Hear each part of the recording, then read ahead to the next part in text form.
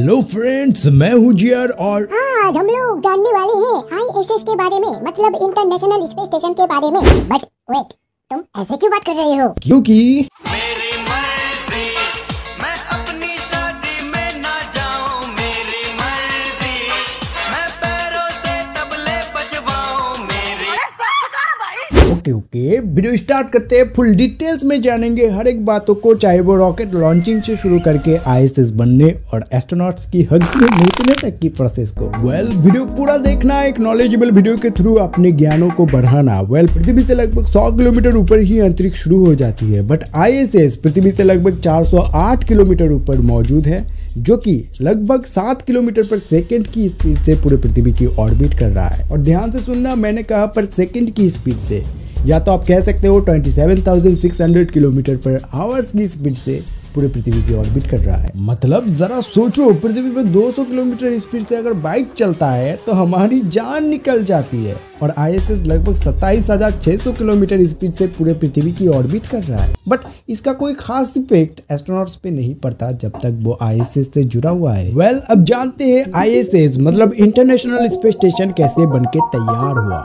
ISS लगभग 4,20,000 kg जितना भारी और आकार में 356 फुट बाय 240 फुट जितना बड़ा है। मतलब आसान भाषा में समझो तो 450 कार जितना भारी और एक फुटबॉल मैदान जितना बड़ा है। सो आप सोच ही सकते हो, इतना बड़ा और इतना भारी चीजों को अंतरिक्ष में लेके जाना इम्पॉसिबल है। तो इसे रॉकेट के थ्रू छोटे छोटे पार्ट में अंतरिक्ष में ले जाके फिट किया गया। बट जाहिर सा सवाल दिल में आता है कि फिट किया गया तो आखिर कैसे?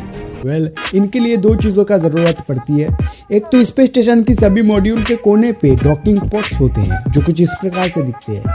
ये बेसिकली खांचे होते हैं जो एक मॉड्यूल को दूसरे मॉड्यूल से जोड़ने में हेल्प करते हैं। लेकिन ISS की दो मॉड्यूल सिर्फ इन्हीं डॉकिंग पोर्ट्स के जरिए जोड़ नहीं सकते, बल्कि इन्हें जोड़ने के लिए जरूरत पड़ती है जोड़ने वाले अटैचमेंट की, जिन्हें कहा जाता है PMA, pressurised mating adapter. Module को एक दूसरे के करीब ले आया जाता है प्रोपेलर की मदद से, जो कि बेसिकली मॉड्यूल को स्पेस में इधर उधर ट्रैवल करने में मदद करते हैं। और फिर एक दूसरे के करीब ले आकर इन्हें अटैच कर दिया जाता है। और ये इंटरनेशनल स्पेस स्टेशन किसी एक देश का नहीं, बल्कि इसमें the United state, Russia, the European space agency, Canada और जापान की कंट्रीब्यूशन है। फ्रेंड्स, पिछले वीडियो में मैंने कुछ गलती कर बैठा था। दिल गलती कर बैठा है, गलती कर बैठा है दिल जो भी हो, मैंने उस वीडियो में एग्जिस्ट को एग्जिट कह दिया। दरअसल हुआ कुछ ऐसा कि सर्दी का मौसम था और नाक बिल्कुल ही बंद था, तो क्या करे, वो निकल गया मुंह से। मेरा मुंह से निकल गया। एग्जिस्ट नहीं निकल रहा था, वो एग्जिट ही कह रहा था। तो उसके लिए मैं क्षमा चाहता हूँ। और वो वाली अगर वीडियो आपने नहीं देखा तो जाओ वो वाली वीडियो देख के आओ। बहुत ही अच्छा और नॉलेजेबल और इंटरेस्टिंग वीडियो है,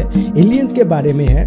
मैं आई बटन में दे दूंगा और डिस्क्रिप्शन और कमेंट में भी दे दूंगा। इस वीडियो को पूरा देख के उस वीडियो को भी देखना, बहुत ही अच्छा और नॉलेज आपका बढ़ेगा। Coming back to the topic, ISS को लेके आपके अंदर कोई भी अगर क्यूरियोसिटी हो या नॉलेज हो ना, तो आप जानते ही होंगे कि ISS को धरती से भी देखा जा सकता है। कैसे?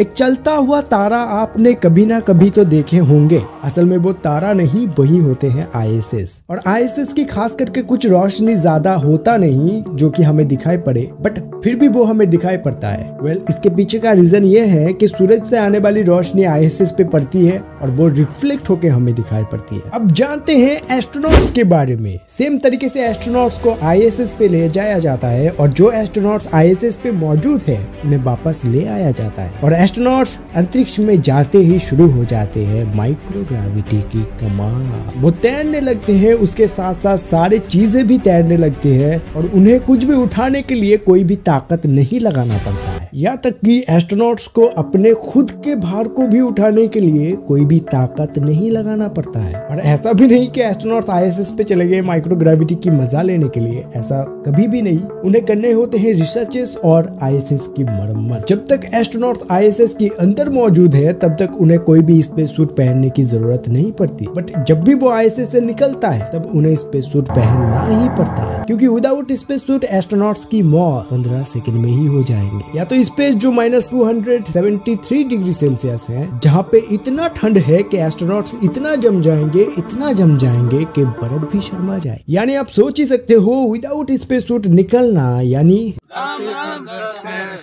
राम सत्य है। वेल ऐसे ही एस्ट्रोनॉट स्पेस की लुफ्त उठाते हैं और आईएसएस की मरम्मत के लिए जुट जाते हैं। वो हर वक्त अपने आप को 2 हुक वाली रस्सियों की मदद से आईएसएस से अपने आप को जुड़े रखते हैं ताकि गलती से भी गलती ना हो जाए और वो 2 हुक वाली रस्सी दोनों ही ना खुल जाए। अगर ऐसा हुआ तो राम राम सत्य है। वेल इतना कुछ करने के बाद एस्ट्रोनॉट्स को भूख भी तो लगता है। वेल एस्ट्रोनॉट्स का खाना खास प्रकार से बनाया जाता है और पैकेट में सील होके आईएसएस तक पहुंचता है और इनके खाने में ज्यादातर ड्राई फ्रूट्स ही होते हैं और पानी इन लोगों को बहुत ही कम यूज करना पड़ता है। यहाँ तक कि सुबह ब्रश करते वक्त हम लोग इतना पानी वेस्ट कर देते हैं, एस्ट्रोनॉट इसकी तुलना में 1% भी पानी यूज नहीं करते। ब्रश करने के बाद पेस्ट की जो फॉर्म होते हैं या तो एस्ट्रोनॉट्स उन्हें निगल जाते हैं या तो उन्हें टिश्यू पेपर पे पोंछ देते हैं। एस्ट्रोनॉट को सबसे ज्यादा जरूरत पड़ती है पानी और ऑक्सीजन की। ऑक्सीजन को भी पानी के द्वारा ही बनाया जाता है। आईएसएस में ऑक्सीजन इलेक्ट्रोलिसिस प्रोसेस द्वारा बनाया जाता है। पानी की एक मॉलिक्यूल 2 हाइड्रोजन और 1 ऑक्सीजन के एटम से बना हुआ होता है। पानी में से करंट को पास करके हाइड्रोजन और ऑक्सीजन के एटम्स को अलग कर लिया जाता है और ऑक्सीजन को स्टोर करके यूज किया जाता है। अब खाना पीना तो हो गया, लेकिन उसे निकलना भी तो है। वेल पॉटी करने के लिए एस्ट्रोनॉट वैक्यूम का यूज करते हैं ताकि सारा मलाई इधर उधर ना फैले।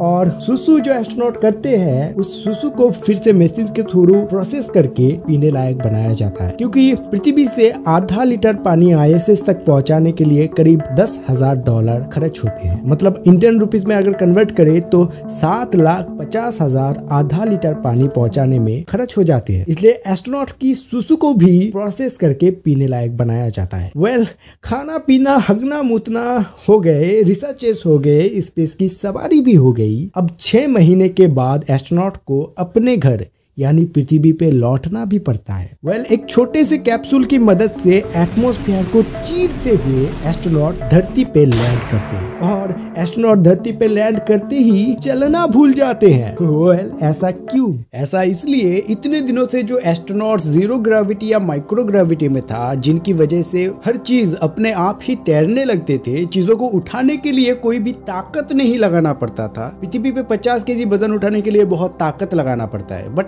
स्पेस में सेम चीज को उठाने के लिए कोई भी ताकत नहीं लगाना पड़ता है। यहाँ तक कि एस्ट्रोनॉट्स को अपने शरीर के भार को भी उठाने के लिए कोई भी ताकत नहीं लगाना पड़ता है, जिसकी वजह से एस्ट्रोनॉट्स की शरीर की मांसपेशियां यहाँ तक कि हड्डियों तक कमजोर पड़ जाती है और भी शरीर में बहुत सारे चेंजेस आते हैं। और इसी वजह से पृथ्वी पे आने के बाद ग्रेविटी के चलते उन्हें अपने शरीर के भार को भी उठाने में तकलीफ होती है। इसी वजह से और बहुत सारे चीजों के वजह से वो चल नहीं पाते और उन्हें फिर से छोटे बच्चों की तरह चलना सिखाया जाता है। वेल वीडियो के इतने दूर तक आ चुके हो, इसका मतलब आप साइंस नहीं तो जियोग्राफी के स्टूडेंट होंगे, नहीं तो आपको इस चीजों में बहुत इंटरेस्ट है। वेल ऐसे ही इंटरेस्टिंग वीडियो देखने के लिए, चाहे वो जियोग्राफी हो, चाहे वो साइंस हो, या स्पेस में होने वाली हलचल की हो, या तो धरती की, हर एक चीजों को बहुत ही डीप और इंटरेस्टिंग वे में समझेंगे, जानेंगे। और वीडियो अगर पसंद आया हो तो लाइक और सब्सक्राइब जरूर करना और एक प्यारा सा कमेंट जरूर ठोकना ताकि मुझे मोटिवेट मिले। और मिलते हैं नेक्स्ट वीडियो पे, तब तक के लिए टाटा।